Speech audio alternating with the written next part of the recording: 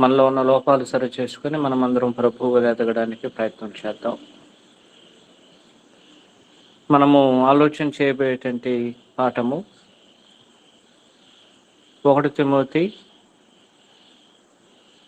1వ అధ్యాయము 15వ వచనం.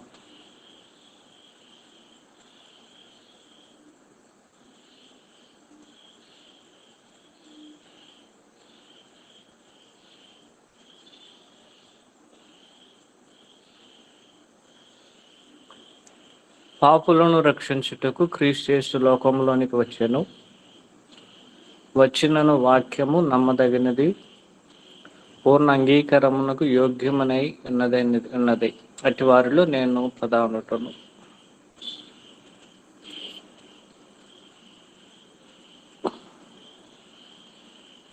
సువార్తకు కేంద్రము 15వ వచనం.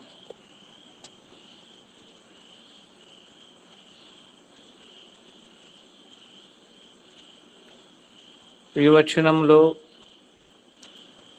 అనేకమైన ప్రాముఖ్యమైన విషయములను పౌలు గారు తెలియజేయడం జరుగుతుంది. మనము మొదటగా వచనాన్ని ఆలోచన చేద్దాం, అర్థం చేసుకొని అటు తర్వాత మనము పాఠంలోనికి వెళుదాం. 15వ వచనం మరలా చదువుతాను, గమనించండి. పాపులను రక్షించుటకు క్రీస్తు యేసు లోకమునకు వచ్చినను వాక్యము నమ్మదగినది, పూర్ణ అంగీకారమునకు యోగ్యమనై ఉన్నది. అట్టి వారిలో నేను ప్రధానులను.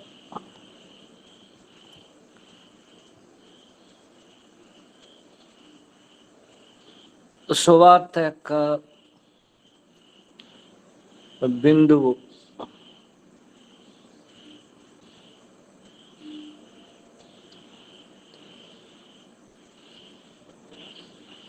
గవ్వలో ముత్యము ఎంత విశేషమైనదో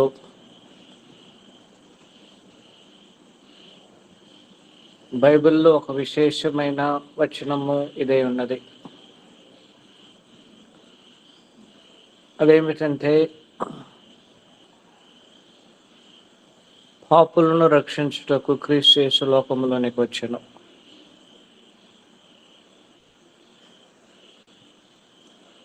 ఈ వచనమే 5 పదములు, 5 ఉద్దేశములతో రాయబడింది. మొదటగా మనము ప్రభువును చూద్దాం.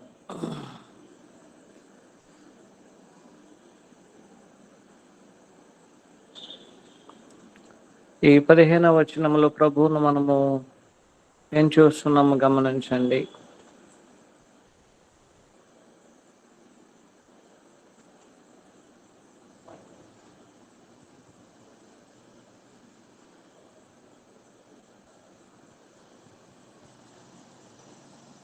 పాపులను రక్షించుటకు క్రీస్తు యేసు లోకములోనికి వచ్చెను. క్రీస్తు యేసు లోకములోనికి వచ్చెను.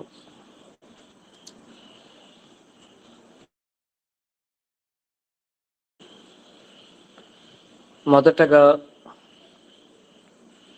ఆయన ఎక్కడి నుంచి వచ్చాడో గమనించుదాం అని చెప్పడుతుంది. గమనించండి. క్రీస్తు యేసు లోకములోనికి వచ్చాను. అయితే ఆయన తెలియజేసే సందేశం ఏమిటంటే, నేను ఈ లోకంలోనికి రావడానికి ముందే నేను ఉన్నాను కాబట్టి వచ్చాను.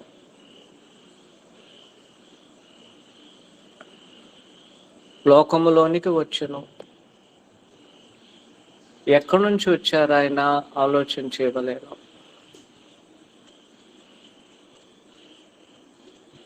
యోహాను సువార్త 17వ అధ్యాయము 4వ వచనము 5వ వచనములో ప్రభువైన యేసు చేసే ప్రార్థనలో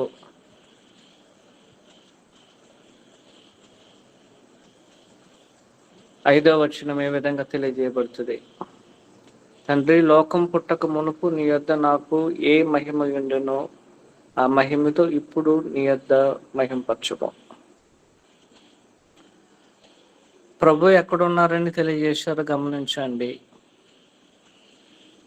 లోకం పుట్టడానికి మునుపు అని ఎక్కడున్నాడో తెలియజేసే సందేశం ఉంది. కాబట్టి ప్రభువు లోకములోనికి రావడానికి ముందే ఉన్నారు.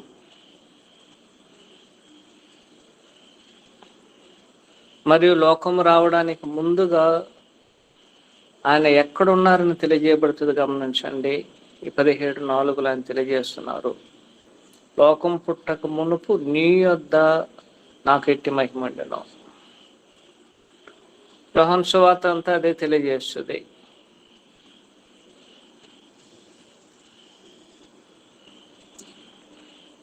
నేను పరలోక సంబంధిని, మీరు భూ సంబంధమైన వారు. నేను నా యొక్క తండ్రి వలన పంపించబడ్డాను.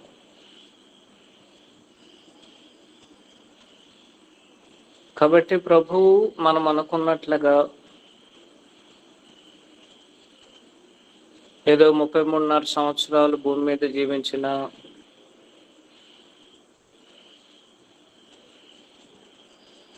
జీవితమే ఆయనకి ప్రారంభం, అంతం కాదు. మనలాగున ఆయన భూమి మీదకి వచ్చారంటే రావడానికి ముందుగా ఆయన ఎక్కడో ఉండాలి.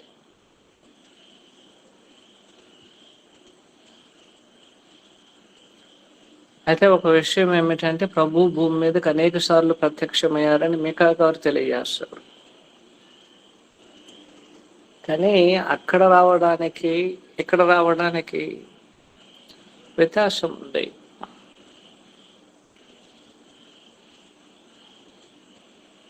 ఆయా సందర్భములలో ప్రభు ప్రత్యక్షమయ్యారంటే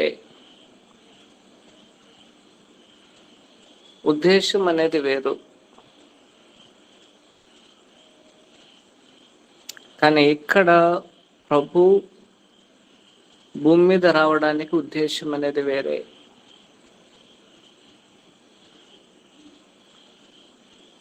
ఒకవేళ ప్రభు ముందుగానే ఇశ్రాయేలీయులకి బండగా ప్రత్యక్షమై ఉండొచ్చును, కానీ పరిస్థితి వారిని రక్షించడానికి కాదు, వారికి నీళ్ళని ఇవ్వడానికి. అవిధేయులైన ఆత్మల యొద్దకి ప్రభువు వెళ్ళారంటే నోవహు దినములలో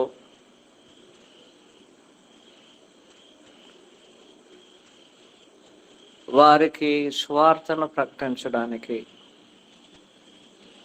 ఇంకా అనేక సార్లు ప్రత్యక్షమయ్యారని మీకా గారు స్పష్టంగా తెలియజేస్తారు. కానీ ఇప్పుడు ప్రభు తెలియజేసే సందేశంలో పౌలు గారు చెప్పే ఆలోచన ఏమిటంటే, ప్రభు ఈ భూమి మీదకి వచ్చారు.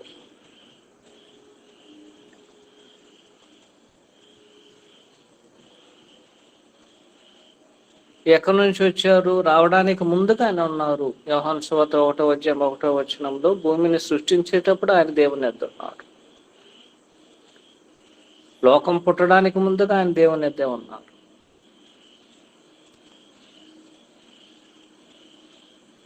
అందువలన ప్రభువుని గురించి ఇక్కడ ఆయన తెలియజేసే సందేశం ఏమిటంటే, క్రీస్తు యేసు లోకమునకు వచ్చినంటే రావడానికి ముందుగా ఆయన ఉన్నారు. రెండోది గమనించండి, క్రీస్తు యేసు లోకంలోనికి వచ్చును అంటే అంతకు ముందుగా లోకంలోనికి వచ్చిన సందర్భాలు, ఉద్దేశాలు వేరేనను సరే, ఇప్పుడు ప్రభు లోకంలోనికి ఎలా వచ్చారో తెలియజేసేటువంటి సందేశం ఇది. ఆయన ఇప్పుడు లోకంలోనికి వచ్చారంటే ఆయన వేరే లోకంలో ఉన్నారు. ఆయన పరలోకంలో ఉన్నారని దీనివల్ల మనకు స్పష్టంగా మనకు తెలియజేయబడుతుంది. ప్రభు అనేక సార్లు చెప్పాడు, నేను ఎవలోక సంబంధిని కాదు, నేను తండ్రి యొద్ద నుంచి వచ్చున్నాను, పరలోకం నుంచి నెక్కిపోతున్నాను. కాబట్టి యేసుక్రీస్తు ఈ లోకమునకు వచ్చారంటే దానికి ముందుగానే ఆయన ఉన్నారని యొక్క సందేశం తెలియజేస్తుంది. రెండో విషయం గమనించండి, ఆయన ఎక్కడికి వచ్చారు? లోకంలోనికి వచ్చారు. ఏ లోకంలోనికి వచ్చారు? ఏ లోకంలోనికి వచ్చారు మనము ఆలోచన చేస్తే అనేకమైన విషయాలు మనము అర్థం చేసుకోవాల్సిన విషయం అనేది ఉంటున్నది. ఈ లోకం అందంతా దుష్టుని ఆధీనములో ఉన్నది. మనుషులందరూ దేవునికి బదులుగా సాతానుకు లోబడుచున్నారు. ఇక్కడ ఒక విషయం ఏమిటంటే, పాపులున్న లోకములోనికి ఆయన వచ్చారు. పాపులను రక్షించుటూ క్రీస్తు యేసు లోకములకు వచ్చింది. ఈ లోకం ఎలాంటిది? పాపులు ఉన్నటువంటి లోకం అది. అలాంటి లోకములోనికి పరలోకము నుంచి భూలోకమునకు వచ్చారు ఆయన. మూడో విషయం గమనించండి, ఎందుకు వచ్చారు? రక్షించడానికి వచ్చారు. రక్షించాల్సిన అవసరం ఏముంది? ఎవరిని మనం రక్షిస్తాం?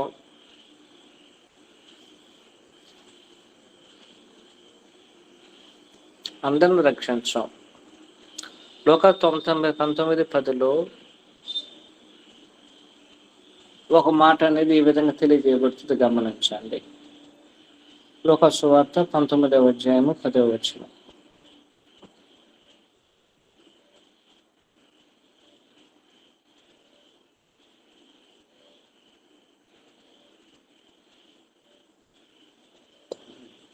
నశించిన దానిని వెదికి రక్షించుటకు మనుష్య కుమారుడు వచ్చునని అతనితో చెప్పాడు.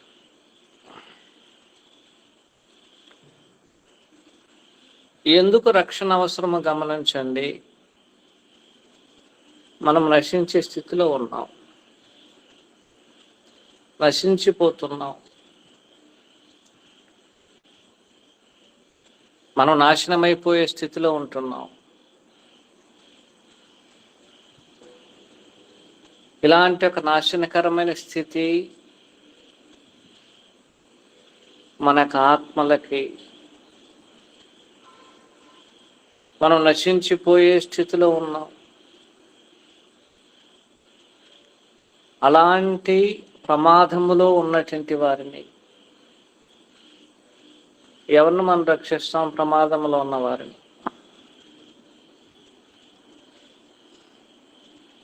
అలాంటి ప్రమాదములో ఎవరైతే ఉన్నారో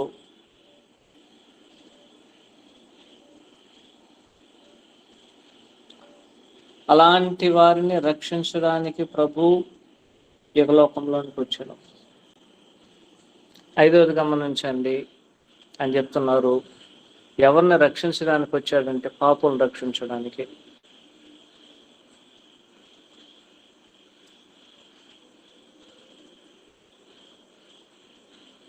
యేసుక్రీస్తు వారి యొక్క ఉద్దేశం భూమి మీద రావడానికి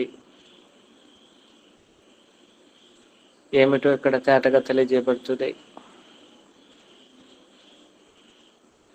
ఆయన పాపులను రక్షించడానికి.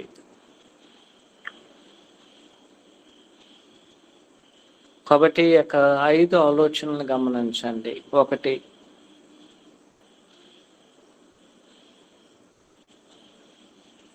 ప్రభు ఎక్కడికి వచ్చాను?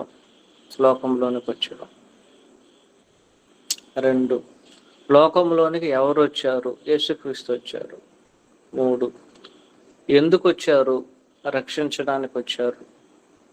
4, ఎవరిని రక్షించడానికి వచ్చారు? పాపులను రక్షించడానికి వచ్చారు.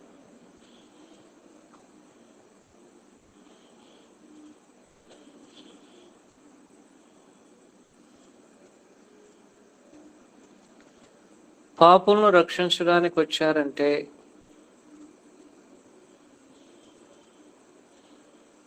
ఈ పాపులనే వారు ఎవరు అని మనము ప్రత్యేకంగా ఆలోచన చేయాల్సిన అవసరం ఉంది. పాపులను రక్షించడానికి వచ్చారంటే ఇది యూదులను మాత్రం ఉద్దేశించి చెప్పబడింది కాదు. యూదులు మరియు అన్యజనులు, అంటే లోకములో ఎంతమంది అయితే పాపులు ఉన్నారో, ఎంతమంది అయితే నిరీక్షణ లేకుండా, దేవుడు లేకుండా నశించిపోతున్నారో,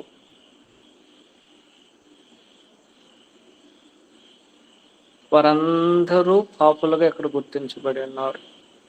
పాపం అనేది మనం అందరం ఎరుగున్నాం. పాపం ఏమిటో, పాపులు ఎలా అవుతామో మనం అందరం ఎరుగున్నాం.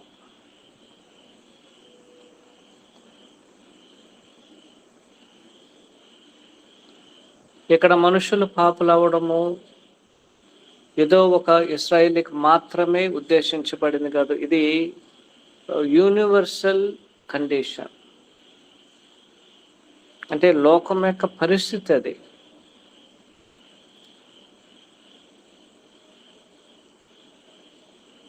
లోకంలో ఉన్న ప్రతి మనుషుడు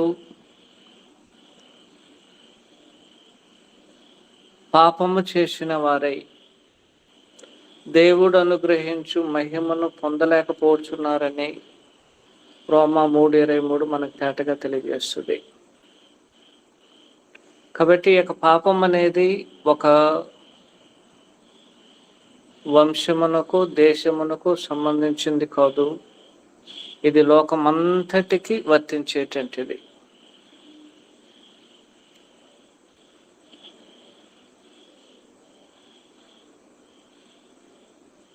ప్రతి ఒక్కరూ పాపం చేస్తున్నారైతే, అంటే లోకమంతా పాపంలో ఉన్నట్లయితే, పౌలు గారు చెప్పే సందేశం ఏమిటంటే ప్రతి ఒక్కరికి యేసుక్రీస్తు ద్వారా రక్షణ అవసరమై ఉన్నది.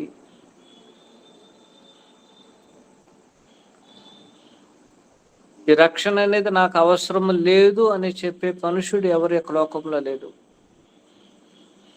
ఎందుకంటే పాపులను రక్షించుటకు ప్రభు భూమి మీద కంటే లోకంలోనికి రావడానికి కారణము లోకమంతంతటా పాపులై ఉన్నారు. లోకమందంతటా పాపులుగా ఉన్నందువలన వారిని దేవుడు నాశనము చేయకుండా వారెడలో చూపిన ప్రేమ చేత వారిని రక్షించాలని ప్రభువైన యేసుని యొక్క భూమి మీదకి పంపించారు. ప్రభువైన యేసు వారిని రక్షించడానికి, పాపులను రక్షించడానికి ఇక భూమి మీదకి వచ్చారు ఆయన.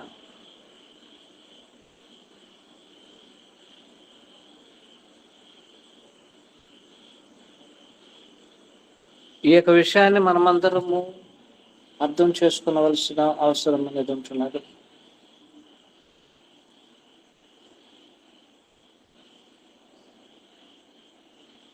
ఆ విధంగా తెలియజేసిన పౌలు గారు చెప్పే ఒక సందేశం గమనించండి. పాపులను రక్షించుటకు క్రీస్తు యేసు లోకమునకు వచ్చాను అన్నప్పుడు అలాంటి పాపుల్లో నేను ప్రధానుడను.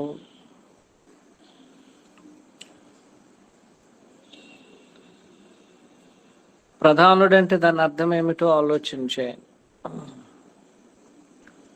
ప్రధానుడంటే అన్నిటికంటే అందరికన్నా గొప్పవాడు. అంటే పాపం చేసినటువంటి వారిలో ప్రధానంగా పాపం చేసేవారు కూడా ఉన్నారు, దానికన్నా తక్కువ పాపం చేసేవారు కూడా ఉన్నారు. ఇప్పుడు పౌలు గారు చెప్పే సందేశం ఏమిటంటే పాపులందరికన్నా నేను ప్రధాన పాపినైతే ఆ లిస్టులో నేనే రక్షించబడ్డానంటే మిగిలిన వారందరూ కూడా రక్షణ పొందడానికి అవకాశం ఉన్నది. అలాంటి ప్రధానమైన పాపులను కూడా రక్షించడానికి ప్రభువైన యేసు ఈ యొక్క లోకంలోనికి వచ్చాను.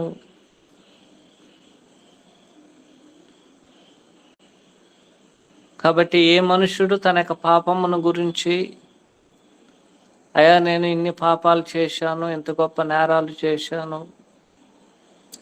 నా యొక్క పాపములు అనేది ఎంత గొప్పవని మనల్ని గురించి మనం ఆలోచన చేయకుండా, ఆయన పాపులను రక్షించడానికి భూమి మీదకి వచ్చారు. మన యొక్క పాపములు ఆకాశం అంత ఎత్తైనను సరే, లెక్కింపలేని నక్షత్రము వలె మన యొక్క పాపములు ఉన్నా సరే, వాటన్నిటిని క్షమించడానికి యేసుక్రీస్తు వారు ఈ యొక్క భూమి మీదకి వచ్చారని స్పష్టంగా తెలియజేస్తున్నారు. గమనించండి, పౌలు గారి యొక్క సందేశంలో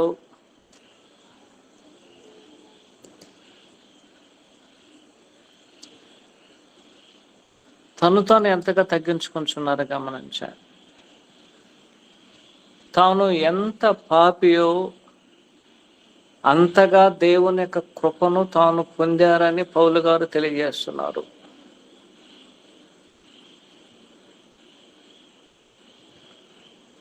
మనమందరం అపోస్తల కార్యగ్రంథాన్ని చదివి ఉన్నాం. అక్కడ మనము చదివినట్లయితే ఆయన తెలియజేస్తారు, నేను దేవుని ఎదుట నేను చట్ట ప్రకారం, ధర్మశాస్త్ర ప్రకారము నేను ఆలోచన చేస్తే నేను దోషం లేనటువంటి వాడిని. మనసాక్షిని బట్టి నేను దోషం లేనటువంటి వాడిని. పౌలు గారి యొక్క ఆలోచన అపోస్తల కార్యగ్రంథంలో ఆయన చెప్పేటువంటిది. నా యొక్క మనసాక్షిని బట్టి నేను ఏ విధానములో పాపమును చేయలేదు, నేను దోషం లేనటువంటి వాడిని. ధర్మశాస్త్ర ప్రకారం కూడా ఆలోచన చేస్తే ధర్మశాస్త్రం కూడా నా మీద ఏ విధమైన దోషమును మోపలేదు.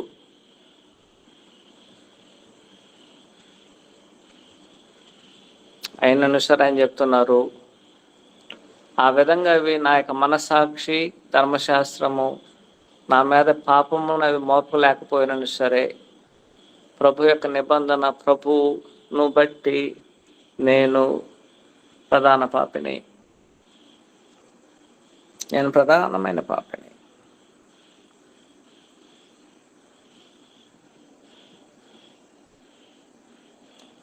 నా గురించి నేను ఎంతగానో ఆలోచన చేయవచ్చు పౌలులాగా, అయ్యా నేను చేసిన వాటిలో ఏ దోషం లేదని.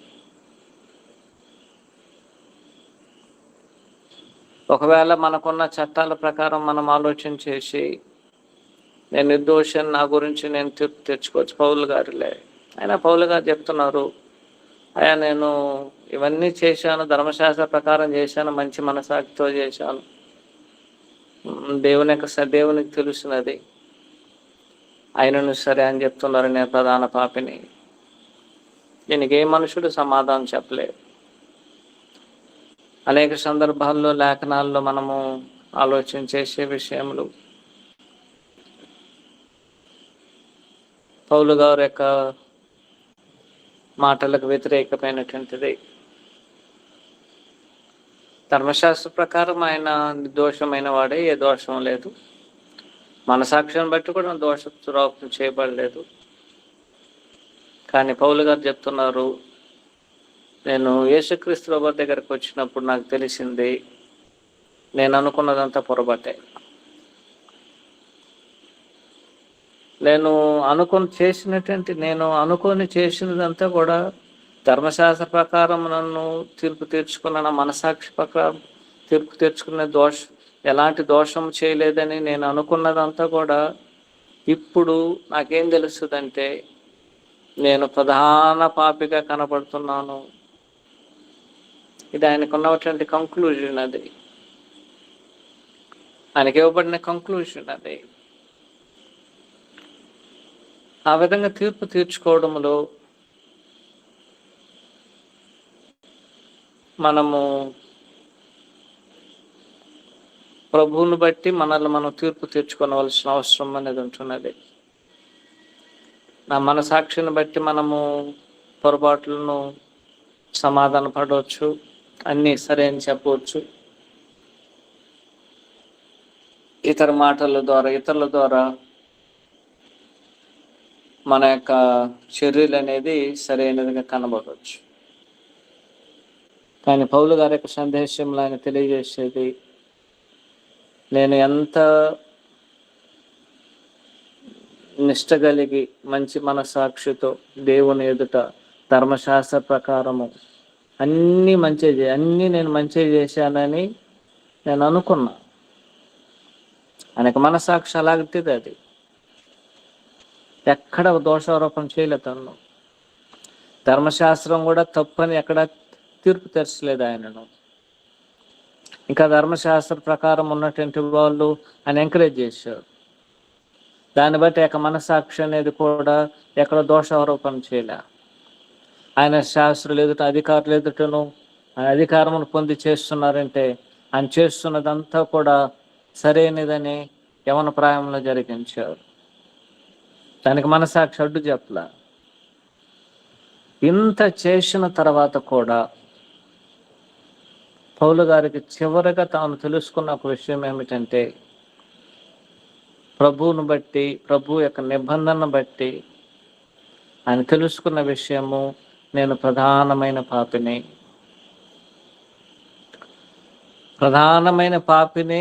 ఆయన నన్ను రక్షించగలిగినట్లయితే మిగిలినటువంటి వారందరినీ రక్షించడము ఆయనకు అసాధ్యమైంది కాదు. కాబట్టి పౌలు గారు ప్రభు యొక్క లోకంలోనికి రావడానికి ఉద్దేశము, వచ్చినందువలన తనకు కలిగే ప్రయోజనమును పౌలు గారు జ్ఞాపకం చేసుకుంటున్నారు. ఈ యొక్క సందేశం మనకేం తెలియజేస్తుందంటే, లోకములో ఉన్న ప్రతి ఒక్కరూ పాపము చేసి ఉన్నారు. 2, పాపము చేసిన వారందరూ ప్రమాదకరమైన స్థితిలో లేక నశించిన స్థితిలో ఉన్నారు. 3, ఈ ప్రమాదం నుంచి మనల్ని రక్షించడానికి ఒక యేసుక్రీస్తు మాత్రమే శక్తిమంతుడు.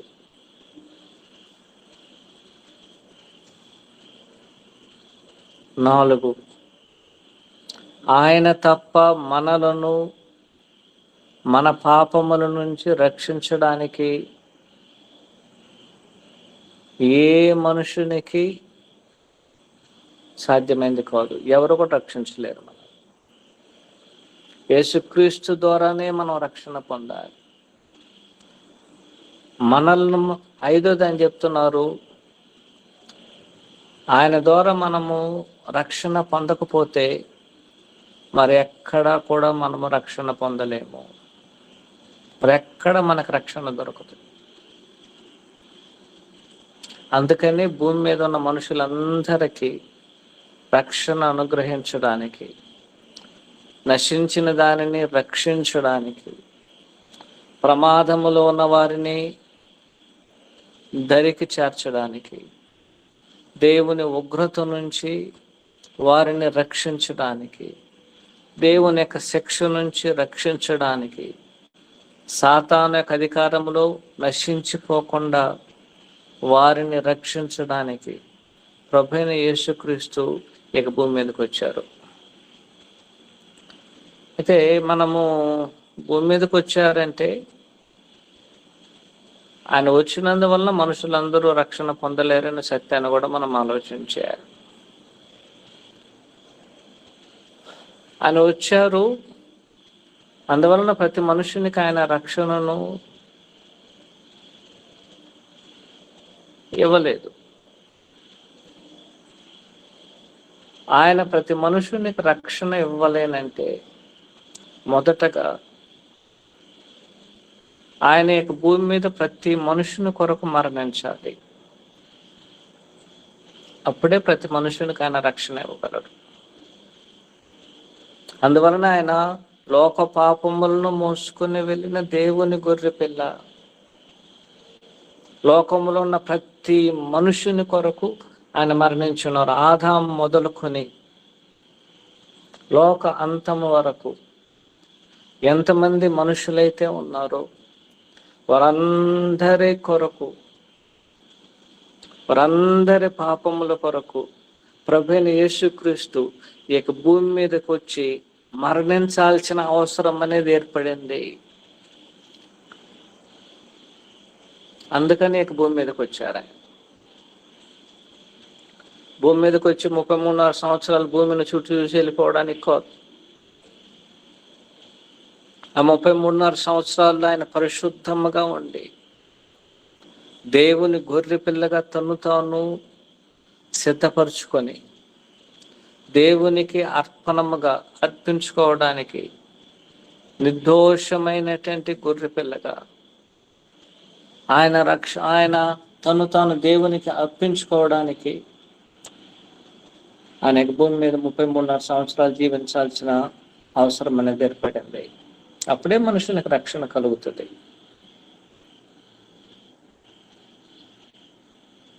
దాని అర్థం ఏమిటో ఒకసారి మీరు ఆలోచన చేయండి. ఒకసారి మనము 1 పేతురు 1వ అధ్యాయము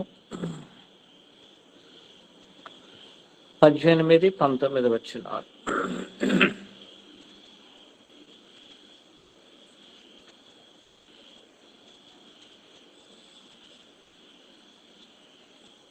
పితృపారంపర్యమైన మీ వ్యర్థ ప్రవర్తన విడిచిపెట్టినట్లుగా వెండి బంగారముల వంటి క్షయ వస్తువుల చేత మీరు విమోచించబడలేదు, కానీ గమనించాలి, అమూల్యమైన రక్తము చేత, అనగా నిర్దోషమును నిష్కలంకముకు గొర్రెపిల్ల వంటి క్రీస్తు రక్తము చేత విమోచించబడతారని మీరు ఎరుగుదురు కదా. ఆయన జగత్పునాది వేయబడక మునిపే నియమించబడిన గాని తన్ను మృతుల్లోండి లేపి తనకు మహిమనిచ్చిన దేవుని ఎడల తన ద్వారా విశ్వాసులైన మీ నిమిత్తము కడవరి కాలమందు ఆయన ప్రత్యక్షపరచబడిను. కాగా మీ విశ్వాసం నిరీక్షణ దేవుని ఉంచబడి ఉన్నది.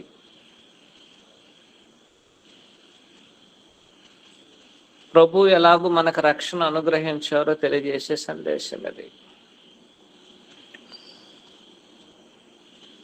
ఆయన నిర్దోషమును నిష్కలంకమైన గొర్రెపిల్ల వంటి క్రీస్తు రక్తము చేత మీరు మనం రక్షణ పొందిన్నాం.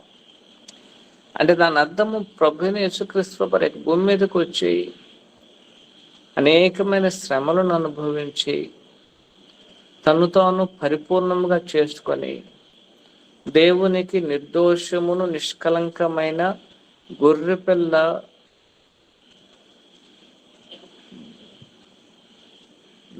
దేవుని గొర్రె పిల్లగా తన్ను తాను దేవునికి అర్పించుకొని ఆ రక్తము చేత మనలను ఆయన రక్షించాను. 2, ఆయన మనల్ని రక్షించారంటే అందరిని ఆయన రక్షించలా.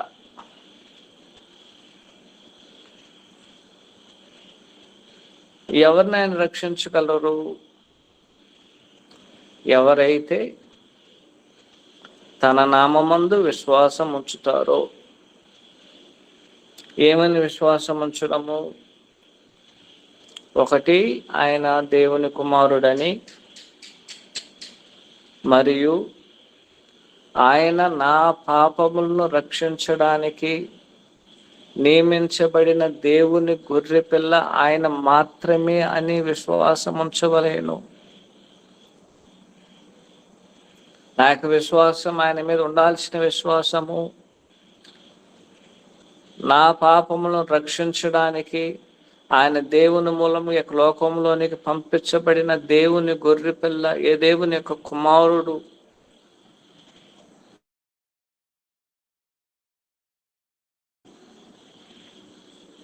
అనే విశ్వాసమును ఆయన మీద కలిగి ఉండాలి.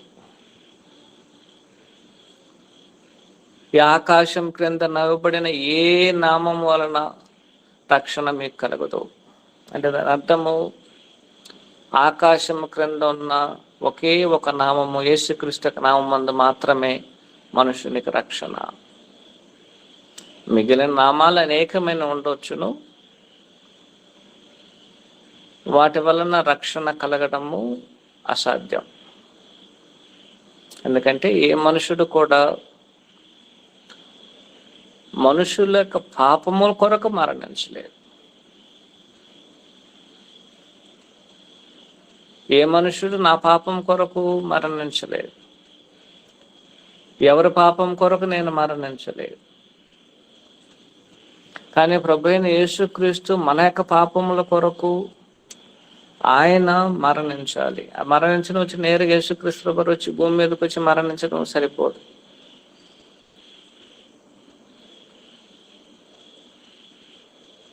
అలాంటి ఒక బలిని దేవుడు కోరుకోవడం లేదు. ఒక పరిపూర్ణమైన బలి కావాలి. ఒక పరిపూర్ణమైన బలిగా యేసుక్రీస్తు వారు దేవునికి అర్పించబడవలేనంటే 2:10 హెబ్రీ పత్రికలో, మీ రక్షణకర్తను శ్రమల ద్వారా పరిపూర్ణత చెందవలెన ఆయన పరిపూర్ణ చేయాలి. మన యొక్క రక్షణకర్త శ్రమల ద్వారా పరిపూర్ణ చెందాలి ఆయన.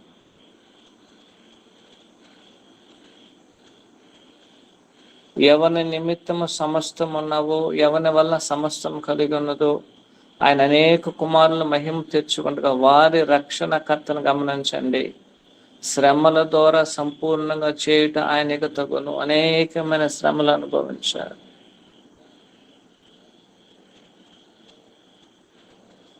అలాగే యేసుక్రీస్తు వారు మనకు రక్షణ ఇచ్చారు. అంత మాత్రం కాదు, అందరూ ఈ యొక్క రక్షణలో మనము పొందవలేనంటే మొదట మనం ఆయన యందు విశ్వాసం ఉంచాలి.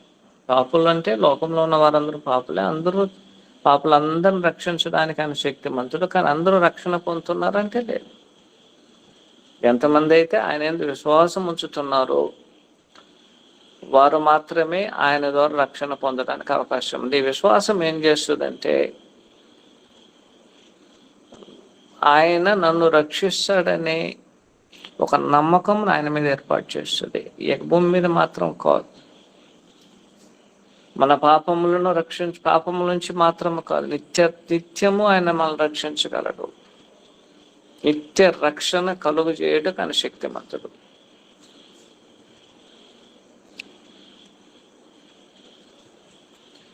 మనం అనేక సందర్భాలు యేసుక్రీస్తు వారిని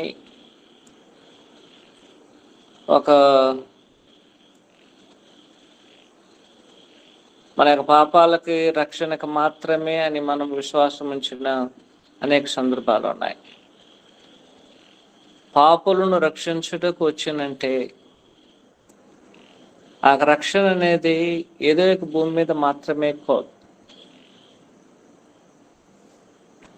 ఈ భూమి మీద మాత్రమే మనుషులు రక్షణ పొందేటువంటిది లేదు. యేసుక్రీస్తు వారిలో మనకు కలిగిన రక్షణ నిత్యమైనటువంటిది. ఆ నిత్యమైన రక్షణను యేసుక్రీస్తు వారి ద్వారా మనకు అనుగ్రహించడానికి దేవుని కుమారుడైన యేసుక్రీస్తు భూమి మీదకి రావడం జరిగింది. హెబ్రీయులకు రాసిన పత్రిక 5:9-10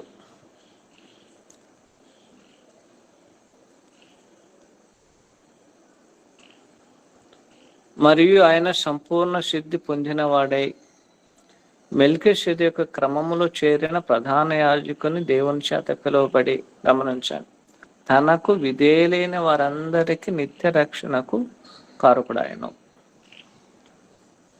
యేసుక్రీస్తు వారు పాపులను రక్షించడానికి ఇక భూమి మీదకి వచ్చారు అన్నట్లయితే, ఆ రక్షణ అనేది ఏదో ఇక భూమి మీద మన పాపాలను రక్షించడం మాత్రం కాదు, నిత్య రక్షణ.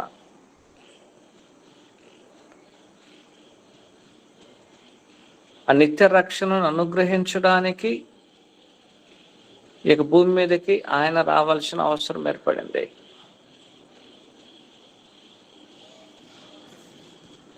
కాబట్టి ప్రభువును మనము ఇక భూమి మీద ఉన్న మన పాపాల రక్షణకే అని విశ్వాసం మాత్రం మనకుంటే సరిపోకుండా, ఆయన నిత్యము నన్ను రక్షించడానికి ఇక భూమి మీదకి ఆయనకు వచ్చారు. ఆ నిత్య రక్షణను మనకు అనుగ్రహించడానికి 10వ అధ్యాయం యోహాను సువార్తలు తెలియజేశారు, నా యొక్క గొర్రెలకు నేను నిత్య జీవాన్ని ఇస్తున్నాను. నిత్య జీవం అది, అందులో కలిగిన జీవం అనేది నిత్యం మనకు అనుగ్రహించబడే. అందుకు భూమి మీదకి యేసుక్రీస్తు వారు వచ్చారు. అయితే ఇక్కడ ఆయన తెలియజేసే ఒక క్లూ గమనించండి. ఎవరికి ఆయన నిత్య రక్షణ అనుగ్రహిస్తారో చెప్తున్నారు. ఆయన తనకు విధేయులైన వారందరికీ, ఎంతమంది అయితే విధేయులుగా ఉన్నారో, ఎంతమంది అయితే విధేయత ఆయన చూపిస్తున్నారో వారందరికీ ఆయన రక్షణ అనుగ్రహిస్తారు.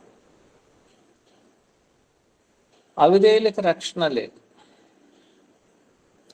అవిధేయులకు దేవుని యొక్క ఉగ్రత అని మనకు తేటగా దేవుని యొక్క లేఖనములు అనేది తెలియజేయబడుతుంది. ఈ అవిధేయులు ఎవరు?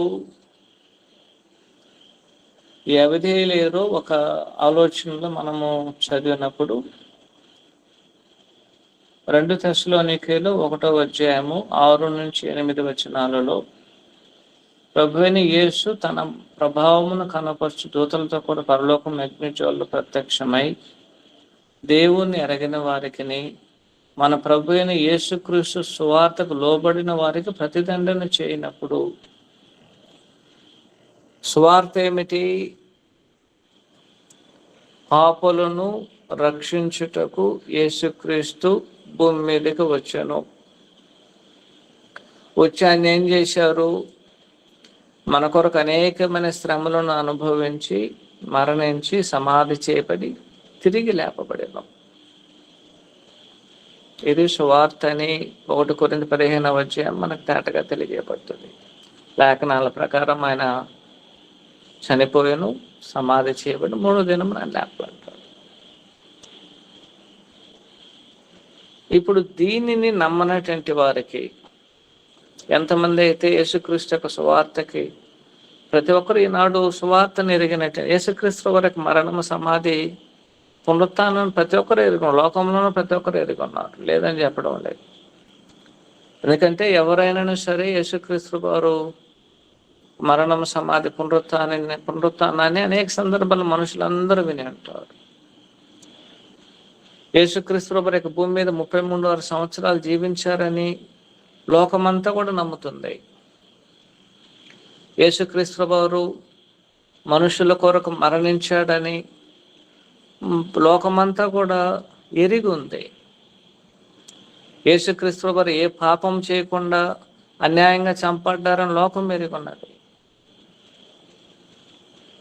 కానీ యేసుక్రీస్తు వారు మన పాపములను రక్షించడానికి ఆయన శక్తిమంతుడని లోకం ఆయన విశ్వాసం ఉంచి విధేయత చూపడం లేదు. సమస్య అనేది అక్కడే ఉంది. ఎప్పుడైతే మనము దానిని విశ్వాసం ఉంచుతామో అప్పుడు ప్రభు మనల్ని ఖచ్చితంగా రక్షిస్తారు. కాబట్టి యేసుక్రీస్తు వారు భూమి మీదకి వచ్చారంటే దానికి ముందుగానే ఆయన ఉన్నారని దానికి అర్థము. 2, ఆయన తనంతట తాను భూమి మీదకి వచ్చారు. దేనికి వచ్చారు? పాపం రక్షించడానికి. పాపులు రక్షణ పొందవలేనంటే ఏం జరగాలి? 1, యేసుక్రీస్తు వారు మన కొరకు మరణించాలి. 2, మనుషులందరూ దేవుని గురించి వారు తెలుసుకోవాలి. 3వ విషయం ఏమిటంటే మనుషులు యేసుక్రీస్తు వారి యందు విశ్వాసం ఉంచాలి, విధేయత చూపాలి.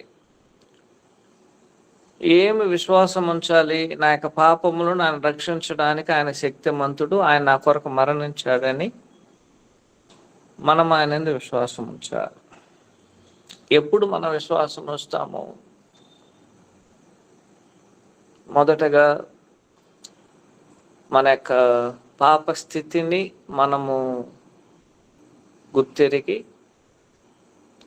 అది దుస్థితి అని, అది నాశనకరమైనదని, అది ప్రమాదకరమైనదని, దాని ద్వారా దేవుని కుకృత తప్ప మరి ఏమి మనం పొందలేమని గుర్తెరిగి, నా పాపములను నేను రక్షించుకోలేనని బలమైన విశ్వాసముతో, అలాగైతే నా యొక్క పాపములను యేసుక్రీస్తు మాత్రమే రక్షించగలడని ఆయన యందు మన విశ్వాసం ఉంచడము, మన యొక్క పాపాలకు క్షమాపణ దొరుకుతుంది. అలాగని ఎంతమంది అయితే ప్రభువునందు విశ్వాసం ఉంచుతారో, వారి యొక్క పాపం నుంచి మారు మనసు పొందుతారో, ఆయనకి విధేయులవుతారో, తండ్రి యొక్క కుమారుని యొక్క పరిశుద్ధాత్మ నామంలో బాప్తిసం పొందుతారో, వారందరినీ యేసుక్రీస్తు రక్షణ పొందడానికి ఆయన శక్తిమంతుడు. ఏ సమయమైనా కావచ్చును, ఏ వయసు అయినా ఉండవచ్చును, ఎవరైనా ఉండవచ్చు. స్త్రీగా ఉండవచ్చును, పురుషులుగా ఉండవచ్చును, తెల్లవారుగా ఉండవచ్చును, నల్లవారుగా ఉండవచ్చును, పేదవారుగా ఉండవచ్చును, ధనవంతులుగా ఉండవచ్చును, ఎవరైనా ఉండవచ్చు. రెండోది ఎప్పుడైనా కావచ్చు. ఏ వయసు అయినా సరే, ఏ వయసులో అయినా సరే, మన యొక్క జీవితంలో ఏ సంవత్సరంలో అయినా సరే, మనకి ఎంత వయసులోనూ సరే, దాంతో నిమిత్తం లేదు, ఆయన మనం రక్షించగలరు. ఏ సమయంలో కూడా ఆయన రక్షించగలడు. రాత్రి అనేది లేదు, పగలనేది లేదు. ఏ సమయం అయినా సరే మనము రక్షణ పొందాలని మనము యేసుక్రీస్తునందు విశ్వాసం ఉంచి, ఆయన దేవుని యొక్క సంకల్పాన్ని తెలుసుకొని విశ్వాసం ఉంచి మనం మారు మనసు పొంది ప్రభువుకు లోపడితే ఎప్పుడైనా ఆయన మనం రక్షించగలడు. ఆ విధంగా రక్షించడానికి ఆయన శక్తిమంతుడు.